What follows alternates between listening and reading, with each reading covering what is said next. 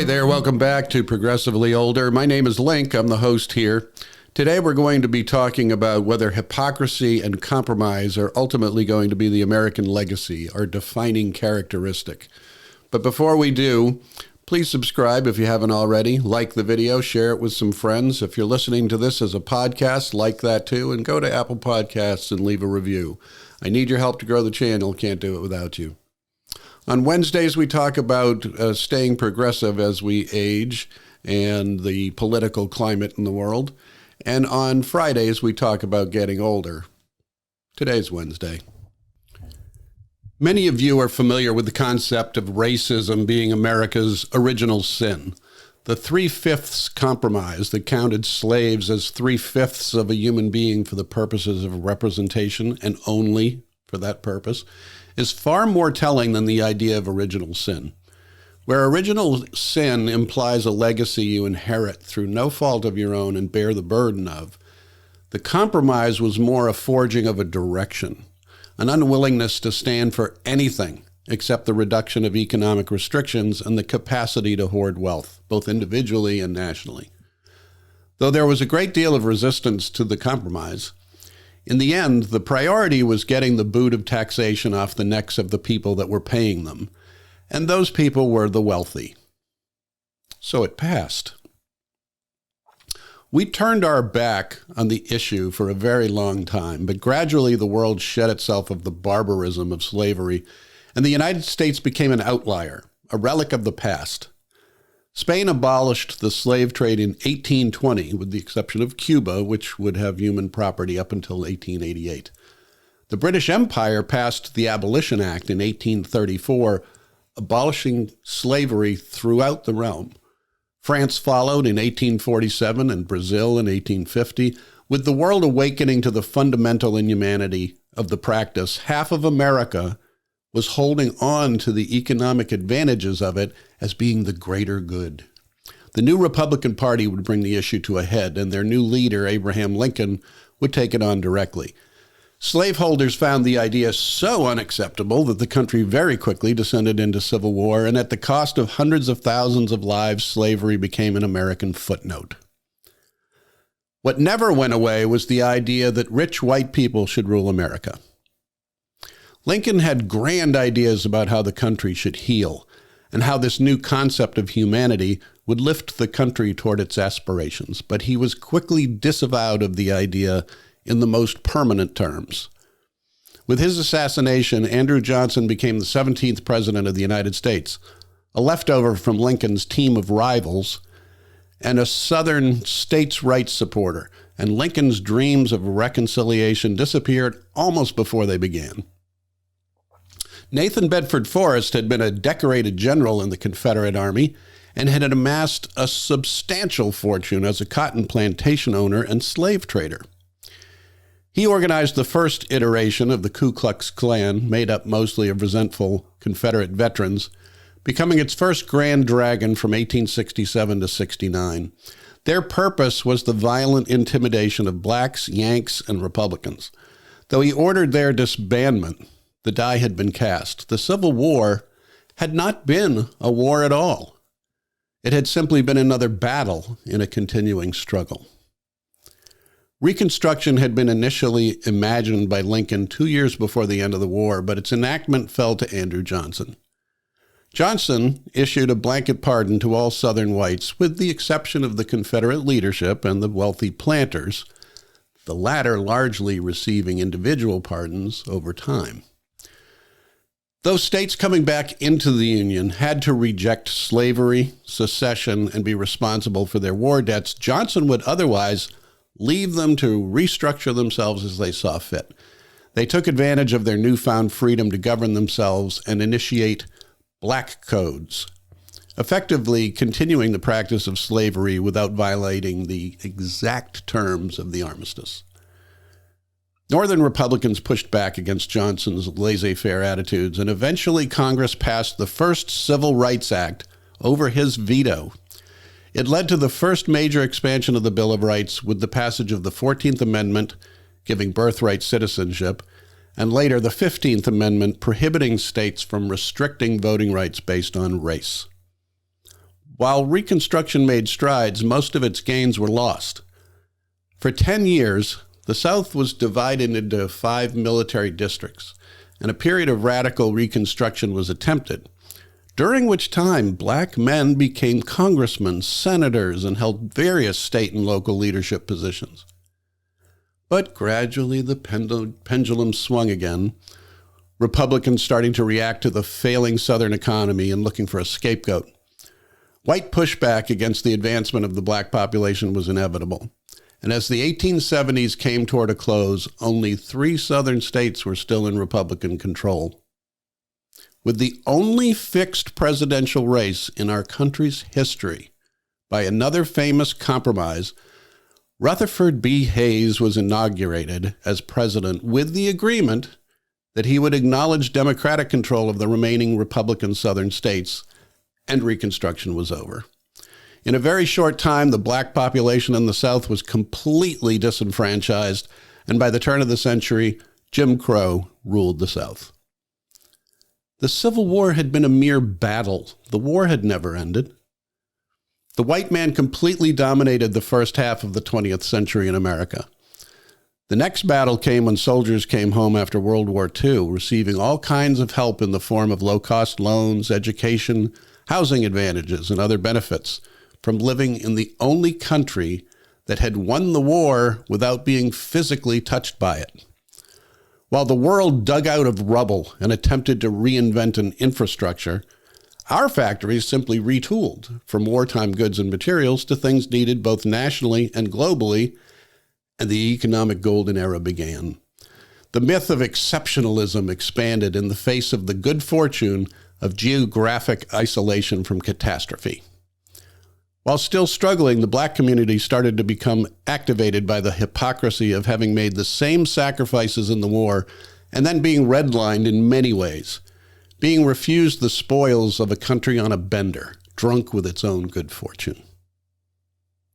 The civil rights movement began in the 50s and lasted almost 20 years. Monumental legislation was passed that codified in law the equality of every citizen, led by an unlikely hulking Texan, Lyndon B. Johnson. This was another battle in the war of white supremacy, which is really just a money grab. The money guys took a hit at the hands of government with the empowerment of a part of the citizenry not sympathetic to their idea of a proper top-down economy. And then came Reagan. Government was recast as the enemy, not a tool for the betterment of the country and its people.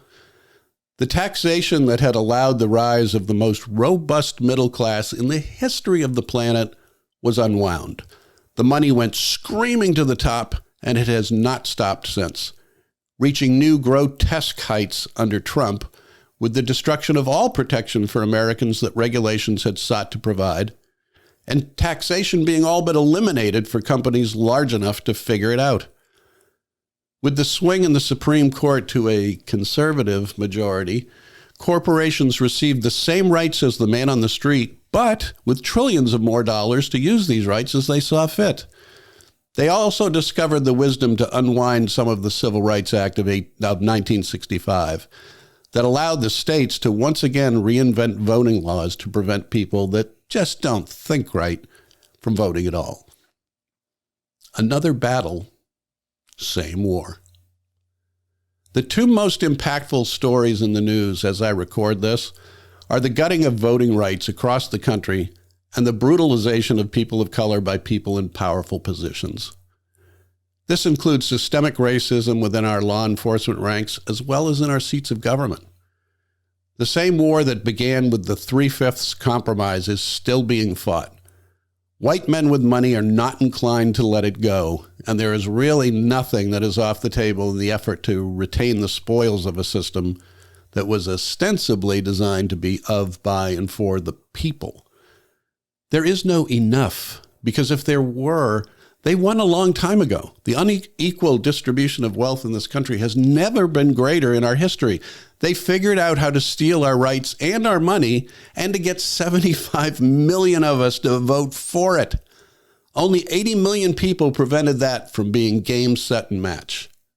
Another battle, nearly lost. Nothing is won. If you want even the most basic sense of fairness in this country, you need to awaken the progressive within you right now.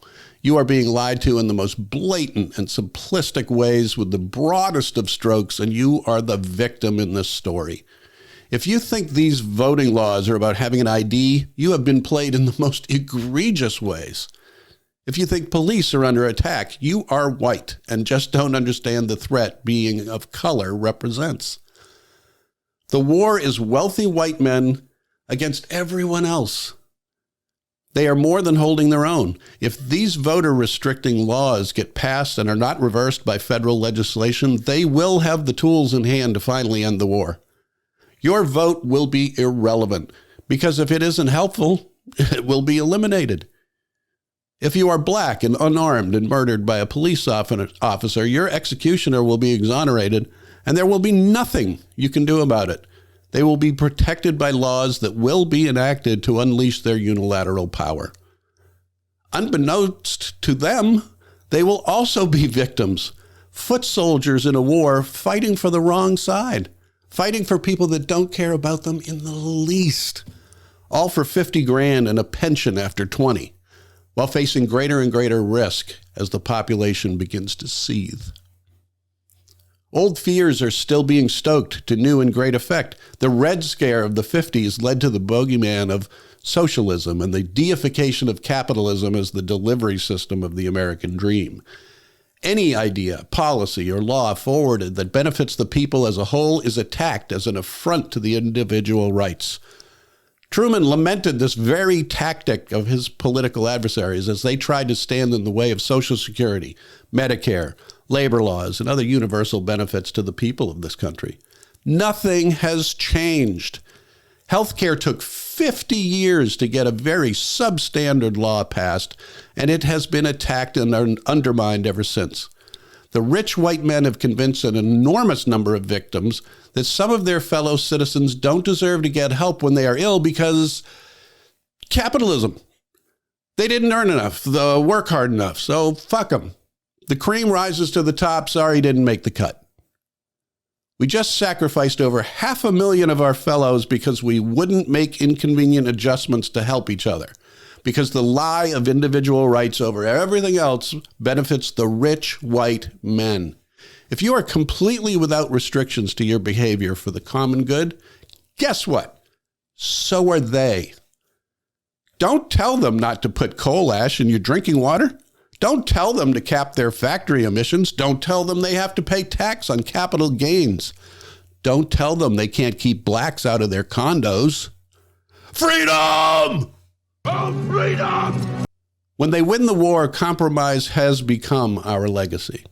Our global reputation is in tatters, as it should be. We have been shouting the cries of freedom for a century or two, and the curtain is being drawn back. The fascist underpinnings showing with less and less artifice as the final victory nears. Our history of hypocrisy is being spotlighted now, out of the shadows and strutting with goose-step pride. When even the charade of us reaching for a more perfect union is left in tatters, the world has less and less reason to keep fighting the good fight too, for if we fall, so does their support for a better world. Who is left to back up the good guys when the good guys give up the ghost? A reasonable set of bookends for the Trump presidency are his response to the Proud Boys marching on Charlottesville and the January 6th insurrection. Plenty of events in between highlight the representative nature of these two parentheses. And with all of that, he came within 5 percentage points of winning. All of it was acceptable to nearly half of us. More than half of all Republicans have been victimized by the big lie. And even now, believe that the election was stolen and that Joe Biden is illegitimately occupying the White House. Republican lawmakers continue to perpetuate the fiction for political gain. These lawmakers are not stupid.